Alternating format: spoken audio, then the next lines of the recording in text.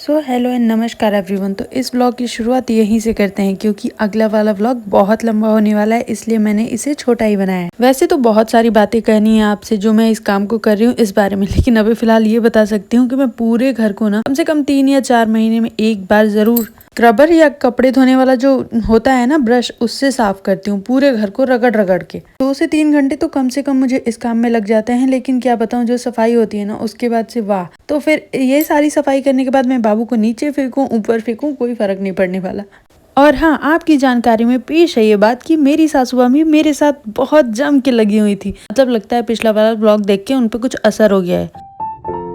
ऐसा कुछ नहीं है क्योंकि वो ब्लॉग देखती ही नहीं है, अब उनके पास फोन ही नहीं है, मतलब है कीपैड वाला। मतलब अगर मजाक मस्ती से हट के बताऊँ ना तो ये सारा काम करने के लिए उन्होंने ही मुझे फोर्स किया कि चल ये तू काम कर, मैं बाहर का करती हूँ। मैंने बोला चलो ठीक है, साथ में मिलके करते हैं, जल्दी खत्म हो जाएगा।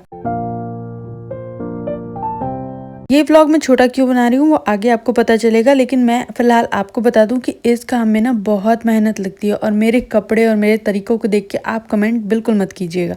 वैसे मुंह आपका है, कर भी सकते हो, क्या ही फर्क पड़ता है। लेकिन हाँ, बता दूं मैं आपको कि इतने सारे कामों के बाद भी काम खत्म नहीं होता है कि हम अच्छे से मेकअप करके ये सारा काम करें। नहीं बाबा, ऐसा कुछ नहीं होने वाला। तो अब मैं चल रही हूँ डस्टबिन को साफ करने के लिए, तो आप भी मेरे साथ चलो। हमारे यहाँ पे ना सबसे बड़ी प्रॉब्लम ये होती है कि हमारे पानी का जो जगह है वो दूसरी जगह है और जो हमारा किचन का एरिया है वो दूसरी तरफ है। तो बर्तन धोने के लिए भी कहीं और जाना पड़ता है, पानी लाने के लिए भी कहीं और जाना पड़ता है। और जो लोग कहते रहते हैं ना कि कोई काम नहीं है घर में, काम ही क्या, उन्हें ये मैं बता दूं कि डस्टबिन को भी रगड़ रगड़ के साफ करना पड़ता है। भाई डस्टबिन भी साफ होना चाहिए, समझे। डस्टबिन की पॉलिथीन चेक होनी चाहिए, हमेशा उसे चेंज करना चाहिए। डस्टबिन में से कूड़ा भी निकाला जाता है, उसे भी साफ किया जाता है। वैसे ही जैसे तुम्हारी गंदगी साफ की जाती है तो टाइम टाइम पे तुम्हारे माँ बाप के द्वारा कूट कूट के, अगर नहीं की जाए तो फिर तुम्हारे अंदर बहुत सारी जम जाएगी और अपने आप फूटने लगोगे। उससे पहले कूट कूट के अच्छे से तुम्हें साफ कर दिया जाता है। तो इस टाइम पे ना मैं बाबू के लिए अच्छी खासी नैपीज निकाल रही थी जो मैंने पहले से ही बना रखी थी। लंगोट, हाँ नैपी नहीं लंगोट, ये मैंने पहले से उसके लिए बना रखी थी। उसके जन्म से पहले कम से कम 18-19 मैंने बनाई थी। हाँ करेक्ट, मैंने सही सही बताया है आपको, 18 से 19 मैंने बना रखी थी उसके जन्म से पहले ही। तो और सारी तो उसने पहन ली थी, लेकिन ये वाली अभी नई नई रखी हुई है तो मैंने आज इसको निकाला है। और साथ के साथ मैं उसके नए कपड़े भी निकाल रही हूँ, क्यों वो आपको आगे पता चलेगा। एक्चुअली ना, चलो छोड़ ही दो सस्पेंस, अब मैं बता ही देती हूँ। मैं से खुद बर्दाश्त नहीं होगा, मैं फटाक से आपको बताती हूँ। मुझे ना कल कहीं जाना है और भगवान की कृपा से अगर हम चले गए तो मैं आपको अच्छा वाला व्लॉग शूट करके दूंगी जरूर। सासू माँ ने बोला है कि हम सब जा रहे हैं घूमने। बहुत बड़ी ट्रिप नहीं है, 2-3 घंटे की ट्रिप है, लेकिन हाँ मैं उसमें बहुत खुश हूँ क्योंकि यहाँ से निकलना वैसे भी बहुत मुश्किल होता है। या तो दवा के लिए जाओ, या फिर बच्चे की दवा के लिए जाओ, अपनी दवा के लिए जाओ, या फिर कभी कभी आईब्रो बनाना हो तो चले जाओ। हस्बैंड जब आते हैं ना तब 1-2 बार ट्रिप पे लेके चले जाते हैं। मतलब ट्रिप क्या, छोटा मोटा इधर से उधर घूमने के लिए। ट्रिप तो उन्होंने आज तक मुझे एक बार ही कराई है। खैर उनकी शिकायत करना बाद में किसी और व्लॉग में। तो अभी मैं डिसाइड नहीं कर पा रही थी कि मैं कौन से कपड़े निकालूं बाबू के लिए, क्योंकि मुझे ना थोड़ा ब्राइट कलर चाहिए था जो उस पर बहुत अच्छा लगा। और उसके पास तो इतने कपड़े हो गए हैं, उतनी मेरे पास साड़ियाँ नहीं है। सच बता रही हूँ मैं, इधर से उधर हर जगह, बेड में, बक्से में, हर जगह उसके कपड़े भरे पड़े हैं भाई। तो फाइनली इस वीडियो में मैंने जो सबसे लास्ट वाला कपड़ा उठाया है ना, वही मैंने बाबू के लिए पिक किया है, वही वो पहन के जाएगा। तो आप अगर ये वीडियो देख रहे हैं जरूर कमेंट करके बताइएगा कि मैंने कौन सा कलर पिक किया है उसके लिए। वैसे अगर सुबह में बारिश नहीं हुई तभी हम जा पाएंगे, क्योंकि बारिश की वजह से ना सब कुछ खराब होने वाला है और इतने घनघोर बादल लगे हुए हैं कि पता नहीं क्या होने वाला है। वैसे देखते हैं, अगर मैं गई तो जरूर उसका व्लॉग आएगा, नहीं गई तो फिर सॉरी बाबा। तो इन सब कामों के बीच में आपको ये बताना भूल गई कि बाबू के पास एक भी डायपर नहीं था, एक भी नहीं, क्योंकि मैंने हमेशा उसको डायपर फ्री रखा हुआ है। इस टाइम पे ऐसा हो गया था कि डायपर ही नहीं था और हमें कम से कम 3 से 4 घंटे रहना है बाहर। तो मैंने उसके चाचू को फोन किया और वो उसके लिए डायपर लेके आए, क्योंकि हमारे घर में ना कम ही लोग बाहर जाते हैं। तो मैंने उनको फटाक से फोन किया और वो उसके लिए फटाक से डायपर लेके चले आए थे। और अब मैं आपको दिखा रही हूँ एक हैंडमेड चीज जो मैंने बहुत ही प्यार से बनाई थी शादी से।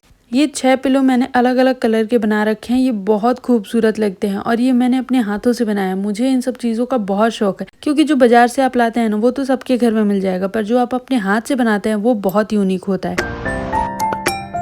और इतने में बाबू के चाचा उसके लिए डायपर और उसका दूध लेके आ गए थे, जो स्टेज 2 वाला अब वो पी रहा है वो। और ये मेरे ड्राई फ्रूट्स हैं जो मैं मार्केट जाके लेके आई थी एक दिन, और ये सारी चीजें ना मैं इसमें रखती हूँ क्योंकि आपको पता है पूरी दुनिया में सिर्फ एक चीज है जिसने मुझे तंग करके रखा हुआ है, वो है मेरे घर की चींटियां। इतनी है ना बाबा, दूध रख दो उसमें भी, चावल रखो उसमें भी, दाल रखो उसमें भी, हर चीज में पड़ जाती है भाई। और अब बाबू के कपड़े तो रेडी हो गए, पर मेरा क्या, मेरा ओवरवेट जो है ना वो मेरे कपड़ों को एकदम से कट कर दे रहा है। कहीं भी जाऊँ ना तो बिल्कुल ऐसी भीगी बिल्ली की तरह बन के जाना पड़ रहा है ना, हाई फाई क्लास वाली तो फीलिंग ही नहीं आ रही है। वैसे इन सब साड़ियों में से ना 2-3 साड़ियाँ ऐसी हैं जो हाफ स्लीव वाली हैं, तो उनको तो पहले ही मैंने हटा दिया कि मुझे नहीं पहननी है वो। और जो फुल स्लीव वाली हैं वो इतनी हैवी हैं कि मैं बता नहीं सकती मैं कैसे पहनूंगी।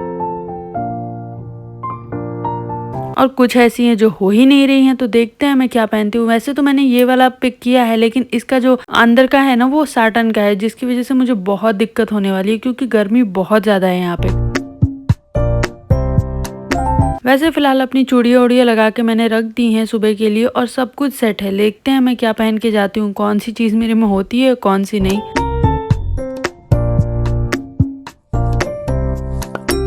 और यहाँ पे ना मेरे 2-3 सूट हैं जिनको मैं डेली सोचती हूँ कि आज पहनूंगी आज पहनूंगी आज पहनूंगी, लेकिन पहन ही नहीं पाती हूँ, इतनी गर्मी जो है। अब मैंने सबको घर में खाना पीना दे दिया और बाबू के साथ चली आई हूँ क्योंकि बाबू को हल्की फुल्की मुझे लग रहा था कि सर्दी हो गई है। ऐसा सिर्फ मुझे लग रहा है, पता नहीं हुआ है कि नहीं, तो मैंने सोचा कि जो विक्स है वो मैं इसको लगा दूं पहले से ही प्रिकॉशन के रूप में। वैसे मैं आपको बता दूं कि ये विक्स हमारे घर पे बनी हुई है। हम मार्केट की कोई भी चीज़ें बाबू के लिए जल्दी यूज़ नहीं करते हैं। जब तक हम उसे बना सकते हैं हम कोशिश करते हैं कि उसे बना ही लें। और ये मैंने उसके हाथ में, पैर में, नाक में, छाती में, यहाँ तक कि पेट पे भी मैंने उसको रोल ऑन लगाया है क्योंकि मुझे ऐसा लग रहा था कि थोड़ा सा गैस भी है, क्योंकि बहुत रोया है आज वो। और जब से बाबू 5 महीने का हुआ है ना, कसम से बता रही हूँ, नजर ना लगे मेरे बच्चे को, पहले जो प्रॉब्लम होती थी गैस वाली वो बहुत कम हो गई है, क्योंकि जब से वो 4 मंथ का हुआ है तब से वो रोल करता है और पेट के बल सो जाता है, जिससे उसकी सारी गैस निकल जाती है। और जब नहीं करता था तो इतनी दिक्कत होती थी, समझ में ही नहीं आता था उसको हुआ क्या है। कभी हींग लगाओ, कभी गैस की दवा लगाओ, कभी गैस की दवा पिलाओ। इन सब चीजों में बिल्कुल हम एकदम परेशान हो गए थे, लेकिन अब वो बिल्कुल रोल करता है, अच्छे से हाथ पैर फेंकता है, जिससे उसका खाना पचता है और गैस भी नहीं होती। दूध से तो बड़े बड़ों को गैस हो जाता है, तो फिर ये तो बच्चे ही हैं। वैसे आजकल बहुत ज्यादा रो रहा है क्योंकि उसकी बुआ चली गई हैं और इस वजह से वो बहुत परेशान है, उसको घूमने को तो मिल नहीं रहा है। और रोल ऑन मैं ना अभी भी उसको यूज़ कर रही हूँ, कभी कभी रात को मैं उसको लगा देती हूँ। और यहाँ पे मैं उसके सीने पे विक्स लगा रही थी और वो उठ गया, और फिर उसने जो लात दिखाई है कैमरे को ना। और जब मैं इस टाइम पे वॉइस ओवर कर रही हूँ, इस जनाब को देख लीजिए, ये कैसे रोल ऑन करके सो गए हैं। मतलब इनको उधर सुलाया था मैंने, ये घूम के इधर आ गया है। इनकी आदत हो गई है ना, अपने बेड पे सूसू नहीं करते हैं, जिस साइड मैं सोती हूँ उधर जाके सूसू कराते हैं।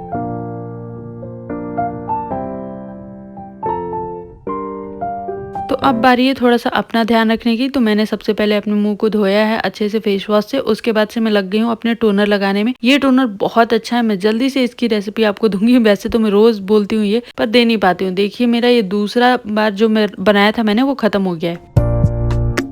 और बस इसको लगा के उसके बाद थोड़ा सा रोज वाटर लगा के मैं जा रही हूँ सोने। तो मिलते हैं आपसे नेक्स्ट व्लॉग में, तब तक के लिए stay tune, take care, bye bye.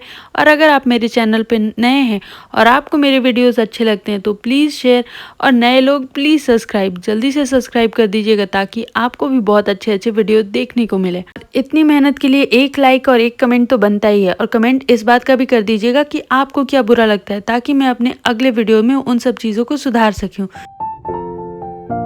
चलिए चलते हैं, take care, bye bye everyone, good night, शुभ रात्रि।